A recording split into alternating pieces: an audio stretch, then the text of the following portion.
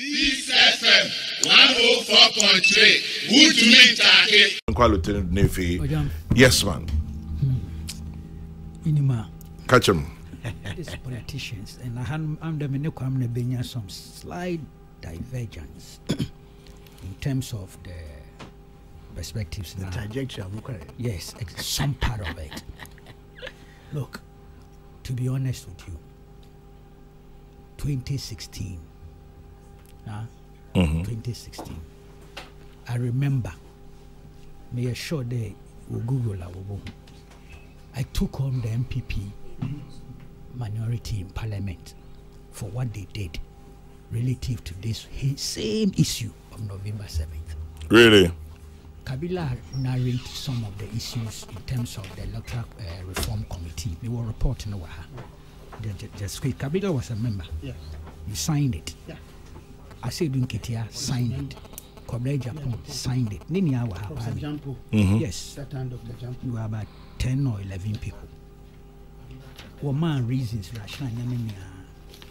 justification about my, in fact, a controversial remarks. Now, what's in conclusion? The committee has suggested that the recommendations, that's including the 7th November one, should be implemented for the 2016 elections. It has suggested a period of 2 months after the presentation of the committee's report for the commission to inform the public on the steps it has taken towards implementation of the recommendations. Equal the substantive matter relative to this November 7th. It's not meant to be reading in here, but justification.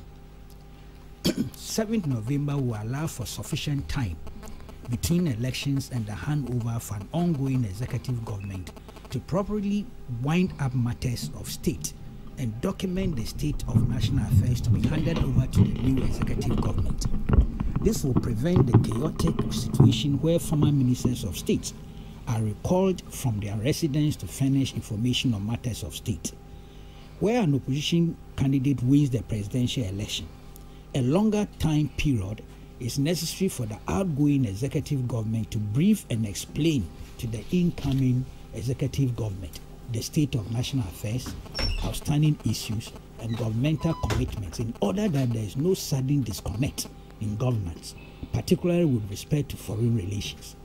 With a longer period for transition of executive government, the change will be smoother and reduce acrimony and baseless accusations.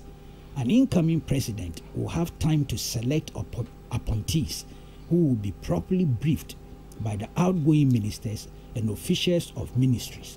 For example, in the past, incoming presidents have had individuals briefed about ministries without the individuals being subsequently appointed to those ministries.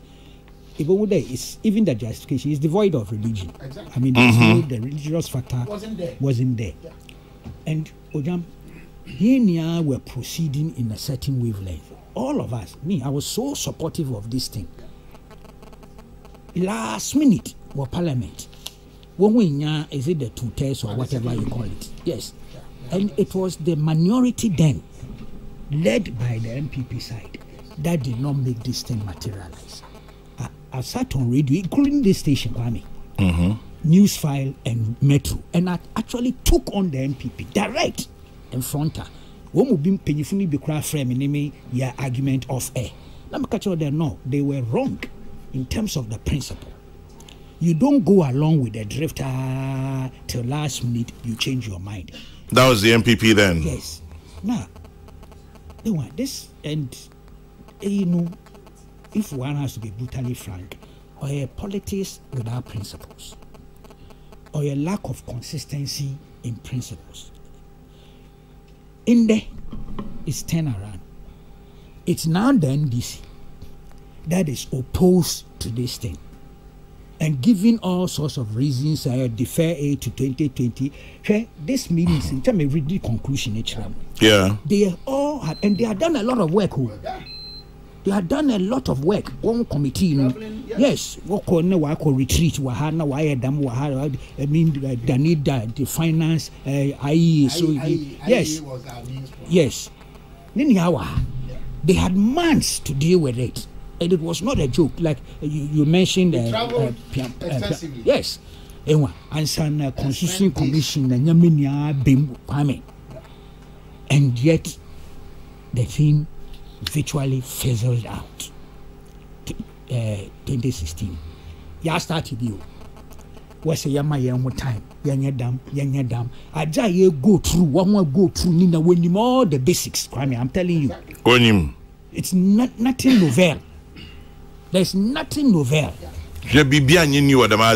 Absolutely nothing. If there's anything new, we have started this earlier than it started in 2016. Okay. So the 2016, I'm not sure about that. I am because sure what about I've seen here, February 2016, yes, you had begun process.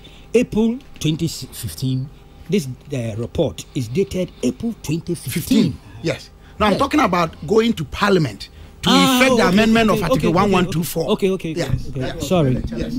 I missed that. And then the CI 94. Yeah, but whilst I see the point you are making, you and Kabila, you are all admitting that you started it a bit late. Or this time, you starting late. You starting this time earlier. What is? Yes. Yeah, but what really was wrong with the pace? No, but I think the point I made, slightly different from what Kwamna said, was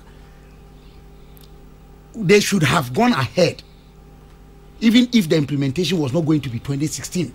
They had all agreed in principle Yes, that that's the what I'm thing should saying. be 2016. Exactly. What was it that made the MPP drag its feet 2016? I don't see it. And that period, I didn't see it. I agree. And indeed, I critiqued them. I still stand by that position, that they were wrong then. And so it means NDC is wrong now.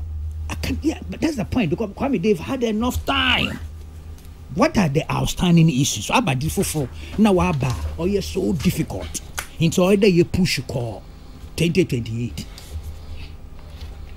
Of course, this thing here, you need a consensus. Chetmasi, you need all sides, not just the two major parties. You can't have one side with 184. That's why there's a need to build consensus. Yes, there's no doubt. No one side. This FM 104.3. Good to meet